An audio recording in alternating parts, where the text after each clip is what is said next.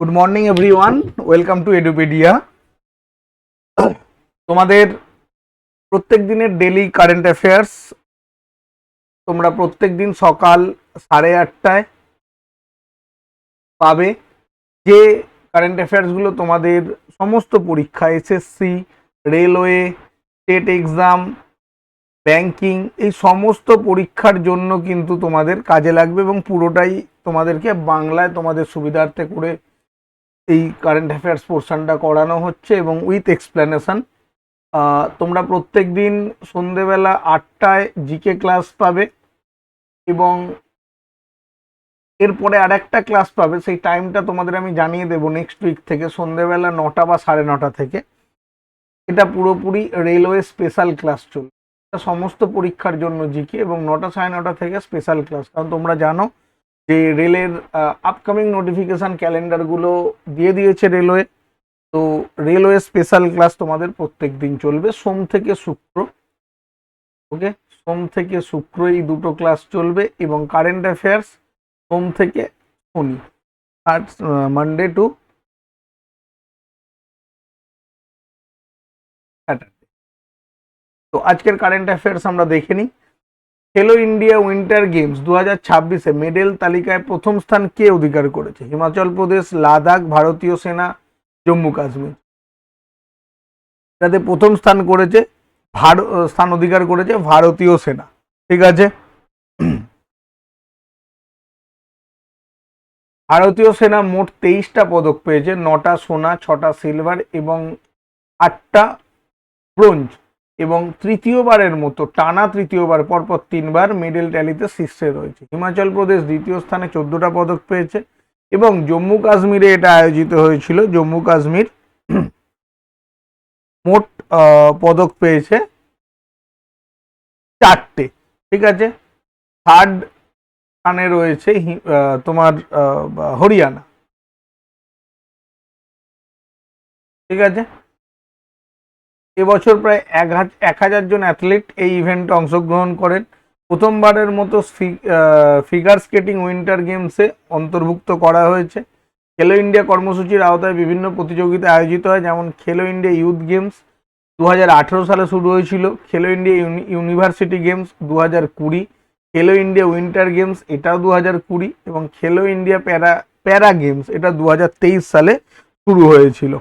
ঠিক আছে, তো এই ইনফরমেশনগুলো কিন্তু মনে রাখবে অবশ্যই।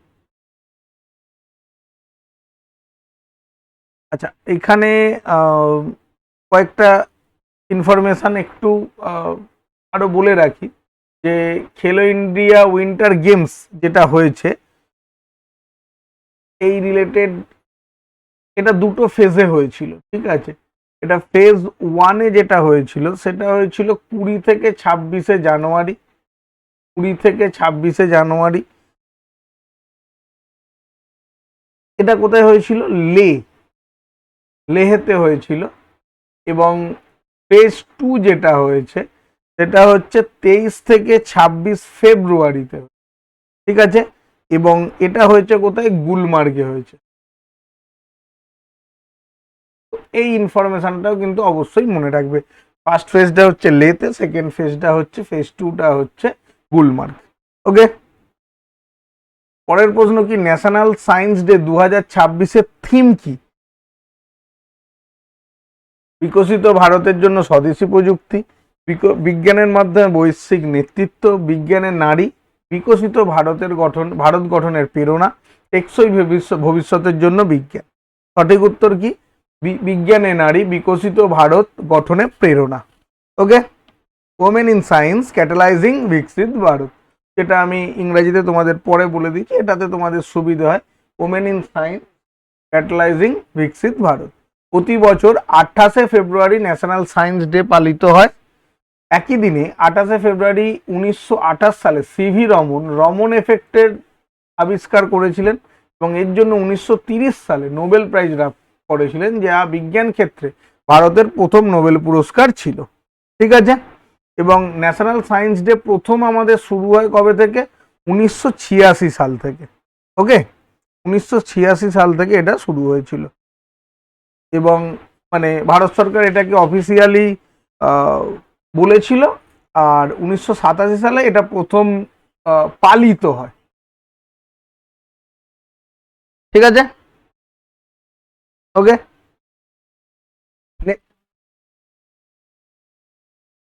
নেক্সট কোশ্চেন, কোন রাজ্যের পুলিশ সাইবার জালিয়াতির ক্ষেত্রে মিউল ব্যাংক অ্যাকাউন্টের অপব্যবহার রোধ করতে অপারেশন ক্র্যাকডাউন চালু করেছে? কর্ণাটক, মহারাষ্ট্র, তেলেঙ্গানা, অন্ধ্রপ্রদেশ। কোথাকার বলো?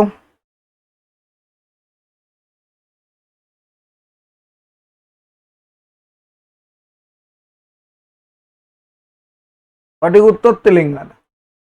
তেলেঙ্গানা পুলিশ সাইবার অপরাধের নেটওয়ার্ক সম্পূর্ণভাবে ভেঙে দেওয়ার জন্য অপারেশন ক্র্যাকডাউন শুরু করেছে। এই অপারেশনের মূল লক্ষ্য সেই সমস্ত ব্যাংক অ্যাকাউন্ট যেগুলো সাইবার অপরাধীরা প্রতারণার টাকা লুকোতে ব্যবহার করে। ঠিক আছে, মিউল অ্যাকাউন্ট বন্ধ করে সাইবার নেটওয়ার্ক ভেঙে ফেলা এবং ডিজিটাল ব্যাংকিং নিরাপত্তা আরও শক্তিশালী করা। মিউল অ্যাকাউন্ট কি? এটাকে ভাড়ার অ্যাকাউন্ট বলা হয়। যেমন এটা এমন একটা অ্যাকাউন্ট যা অপরাধীরা তাদের অবৈধ টাকা পাঠানো বা স্থানান্তরের জন্য ব্যবহার করে। এটা কখন হয়, মানে কারা এর শিকার হয়? এটা হচ্ছে কোনো ক্ষেত্রে মালিক অজান্তেই ফোন এলো, তোমরা মানে কেউ ফোনটাকে রিসিভ করলে অ্যাকাউন্ট নাম্বার দিয়ে দেয়, সেই সমস্ত ক্ষেত্রে হতে পারে। আবার কেউ টাকার লোভেও, যে তোমার অ্যাকাউন্টে আমি 1 কোটি টাকা রাখবো, তার জন্য তোমাকে 5 লাখ টাকা দেবো, এই টাকার লোভেও কিন্তু এখানে অনেকে জড়িয়ে পড়েন। সুতরাং মিউল অ্যাকাউন্ট যেটা, সেইটা জালিয়াতি রোধ করার জন্য তেলেঙ্গানা পুলিশ একটা ইনিশিয়েটিভ নিয়েছে। নেক্সট কোশ্চেন, রাষ্ট্রপতি দ্রৌপদী মুর্মু কোন বিমান বাহিনী স্টেশন থেকে স্বদেশী যুদ্ধ হেলিকপ্টার প্রচন্ড LCH এ উড্ডয়ন করেছিলেন? আম্বালা, তেজপুর, জয়সলমীর, হিন্দান। সঠিক উত্তর কি হচ্ছে? জয়সলমীর বিমান বাহিনী স্টেশন, জয়সলমীর বিমান বাহিনী স্টেশন। ওকে। ভারত পাকিস্তান সীমান্তের কাছে জয়সলমীর বিমান বাহিনী স্টেশন অবস্থিত।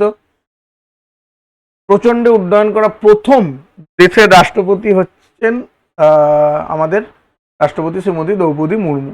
এটা প্রস্তুতকারক কারা? হ্যাল, হিন্দুস্তান এরোনটিক্স লিমিটেড। এটি বিশ্বের একমাত্র অ্যাটাক হেলিকপ্টার যা 5000 মিটার 16,400 ফিট উচ্চতায় অবতরণ ও টেক অফ করতে সক্ষম। এটি সিয়াচেনের মতো বরফাচ্ছন্ন উচ্চ পার্বত্য অঞ্চলে যুদ্ধের জন্য অত্যন্ত উপযোগী। রাষ্ট্রপতি দ্রৌপদী মুর্মু আধুনিক ফাইটার জেটে উড্ডয়ন করেছেন কোথায় কোথায়? না, সুখোই 30 MKI এপ্রিল 2023 তেজপুর আসামে। রাফেলে করেছেন অক্টোবর 2025 আম্বালা হরিয়ানাতে। প্রচন্ড যেটা 2026 ফেব্রুয়ারিতে জয়সলমীর রাজস্থান থেকে। ওকে। নেক্সট কোয়েশ্চেন কি বলছে? ভারতের মোট বিদ্যুৎ উৎপাদন ক্ষমতা কত গিগাওয়াট অতিক্রম করেছে? 400 গিগাওয়াট, 500 গিগাওয়াট, 520, 620। সঠিক উত্তর কি? 520 গিগাওয়াট অতিক্রম করেছে ভারতের মোট বিদ্যুৎ উৎপাদন ক্ষমতা। ভারতের স্থাপিত বিদ্যুৎ উৎপাদন ক্ষমতা এখন 520 গিগাওয়াট অতিক্রম করেছে। এই ঘোষণা নয়াদিল্লিতে অনুষ্ঠিত ইন্ডিয়া এনার্জি ট্রানজিশন সামিট 2026 কেন্দ্রীয় রাষ্ট্রমন্ত্রী শ্রীপদ ইয়েস্কো নায়েক করেছেন। জানুয়ারি 2026 পর্যন্ত ভারতের সোলার এনার্জি ক্ষমতা 140.6 গিগাওয়াটে পৌঁছেছে। মনে রাখতে হবে 2030-এর লক্ষ্য 500 গিগাওয়াট অজীবাশ্ম জ্বালানি ক্ষমতা অর্জন করা এবং 2070 সালের লক্ষ্য নেট জিরো নির্গমন অর্জন করা। ঠিক আছে।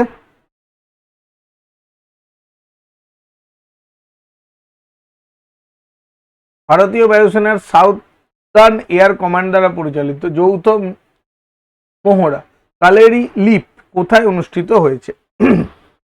আন্দামান নিকোবর দ্বীপপুঞ্জ, লাক্ষাদ্বীপ মিনিকয় দ্বীপপুঞ্জ, খাম্বাত উপসাগর, কচ্ছের। এটা হয়েছে কোথায়? লাক্ষাদ্বীপ মিনিকয় দ্বীপপুঞ্জ। কালেরি leap 2026 SAC southern air command. এই দেখো লাক্ষাদ্বীপ এখানে, মিনিকয় এখানে, এই জায়গাতে তোমার কালেরি লিপ, এই মহড়াটা সাউথ ইস্টার্ন কমান্ড পরিচালনা করেছে। এখানে কি জয়েন্ট মিলিটারি মেরিটাইম এক্সারসাইজ কালেরি লিপ আয়োজন করা হয়েছে। এই মহড়ার নাম কোথা থেকে এসছে? প্রাচীন কেরালার প্রাচীন মার্শাল আর্ট কালিয়ারাপাত্তু নাম অনুসারে রাখা হয়েছে। এই মহড়ার উদ্দেশ্য কি? সামুদ্রিক হুমকি, মানে বাইরের সামুদ্রিক হুমকি পরিস্থিতিতে rapid force projection, antiship strike এবং অ্যাম্ফিবিয়াস অ্যাসল্ট, সমুদ্রপথে উপকূলে যে আক্রমণ সেগুলো অনুসরণ করা। কালারিপাত্তুর সম্পর্কে যদি আমরা জানি, এটা ভারতের অন্যতম প্রাচীন ও বৈজ্ঞানিক মার্শাল আর্ট। এটা কেরলে দেখা যায়। কালিয়ারিপাত্তু থেকে কালারিটা এসেছে। এর সূচনা 11-12 শতকে কেরালাতে হয়েছিল। কালারি শব্দের অর্থ হচ্ছে পোষক প্রশিক্ষণ স্থল বা যুদ্ধক্ষেত্র, ব্যাটেলফিল্ড বা ট্রেনিং গ্রাউন্ড। পায়েত্তু শব্দের অর্থ হচ্ছে যুদ্ধকলা অনুসরণ বা লড়াই, কমব্যাট বা ট্রেনিং। সুতরাং এখান থেকেই কালারি 2006 যে ইভেন্ট বা মিলিটারি এক্সারসাইজ এটা নেওয়া হয়েছে। ঠিক আছে।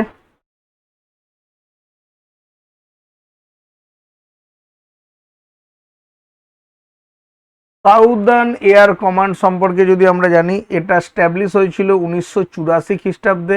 কোথায় না তিরুবন্তপুরমে, কেরালার তিরুবন্তপুরম। কোথায়? কেরালা। ঠিক আছে, এটা মনে রাখতে হবে।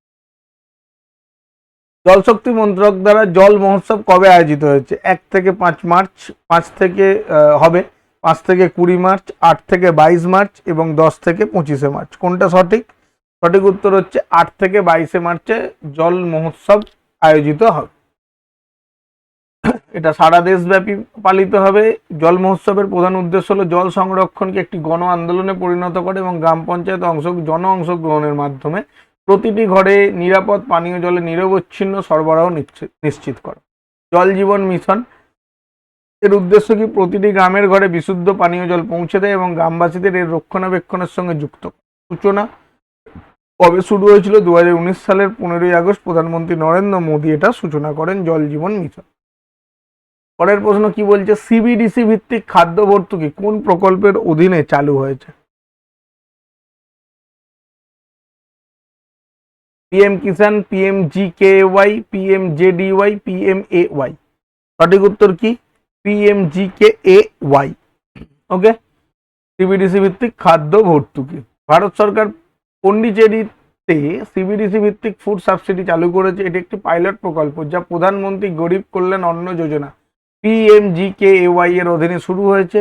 এটি হলো বিশ্বের অন্যতম বৃহত্তম খাদ্য নিরাপত্তা প্রকল্প যা প্রায় 80 কোটি মানুষকে বিনামূল্যে খাদ্যশস্য প্রদান করে। এটা কিভাবে কাজ করে? মানে ফুড সাবসিডিতে এতদিন পর্যন্ত উপভোক্তারা সরাসরি রেশন পেতেন অথবা তাদের ব্যাংক অ্যাকাউন্টে টাকা পাঠানো। এখন সরকার উপভোক্তাদের ডিজিটাল ওয়ালেটে রিজার্ভ ব্যাংক অফ ইন্ডিয়া দ্বারা জারি করা ডিজিটাল রুপি অর্থাৎ সিবিডিসি টোকেন পাঠাবে। এর অর্থ প্রোগ্রামেবল হবে, অর্থাৎ উপভোক্তারা ডিজিটাল অর্থ কেবল অনুমোদিত রেশন দোকানে খাদ্যশস্য কেনার জন্যই ব্যবহার করতে পারবেন। ঠিক আছে। পরের প্রশ্ন জায়গাটা আমরা সিবিডিসি সম্পর্কে জেনে নিই। সিবিডিসি হচ্ছে সেন্ট্রাল ব্যাংক ডিজিটাল কারেন্সি। এটি ভারতীয় রুপির ডিজিটাল রূপ, ভারতীয় টাকার মুদ্রার। রিজার্ভ ব্যাংক দ্বারা জারি করা হয়। এটা ইউপিআই থেকে আলাদা। ইউপিআই সাধারণত ব্যাংক অ্যাকাউন্টের সাথে যুক্ত একটা পেমেন্ট ইন্টারফেস, কিন্তু সিবিডিসিতে আপনার মানে যে টাকাটা অ্যাকাউন্টে না থেকেও সরাসরি একটি ডিজিটাল ওয়ালেটে নগদের মতো রাখা হয় এবং এটাতে ওয়ালেট টু ওয়ালেট এই সিবিডিসি যে অ্যামাউন্ট সেটা ট্রান্সফার করা যায়। ঠিক আছে। আচ্ছা, প্রধানমন্ত্রী গরিব কল্যাণ অন্ন যোজনা 2020 সালে কিন্তু শুরু হয়েছিল। ঠিক আছে, এটা একটু মনে রাখতে হবে। ডিজিলকারের নিয়ন্ত্রক কাঠামো পর্যালোচনার জন্য গঠিত উচ্চস্তরীয় কমিটির প্রধান কি? অজয় সাহনি, রাজীব চন্দ্রশেখর, এস কৃষ্ণন, শক্তিকান্ত দাস। সঠিক উত্তর কি? অজয় সাহনি। ঠিক আছে। Ministry of electronics and information technology ডিজিলকারের নিয়মাবলী পর্যালোচনা ও সংস্কারের জন্য একটি উচ্চস্তরীয় কমিটি গঠন করেছেন। এর সভাপতি হলেন কে? অজয় সাহনি, যিনি ইলেকট্রনিক্স ও আইটি মন্ত্রকের প্রাক্তন সচিব। এই কমিটির উদ্দেশ্য কি? ডিজিলকারের নিয়মগুলো নতুন প্রযুক্তি ও আইন অনুযায়ী দেখা, ভবিষ্যৎ ডিজিলকারের পরিষেবা, সমগ্র সিস্টেমের অংশীদারিত্ব ও বাণিজ্যিক ব্যবহারের জন্য পরিকল্পনা। ডিজিলকার হচ্ছে গুরুত্বপূর্ণ ডিজিটাল প্ল্যাটফর্ম যার উদ্দেশ্য হলো কাগজবিহীন শাসন, মানে কাগজ পেপারলেস গভর্নেন্স। এটা এর সূচনা হয় 2015 সালে। ডিজিলকারে জারি করা ডিজিটাল নথি যেমন ড্রাইভিং লাইসেন্স, মার্কশিট আসল নথির সমতুল্য হিসাবেই কিন্তু গণ্য হবে। ঠিক আছে। ইসরায়েলের সংসদ প্রধানমন্ত্রী নরেন্দ্র মোদীকে কোন সর্বোচ্চ সম্মান প্রদান করেছে? Grand collar of Israel, speaker of the Knesset medal, Israel friendship award, prime ministerial medal. কোনটা সঠিক?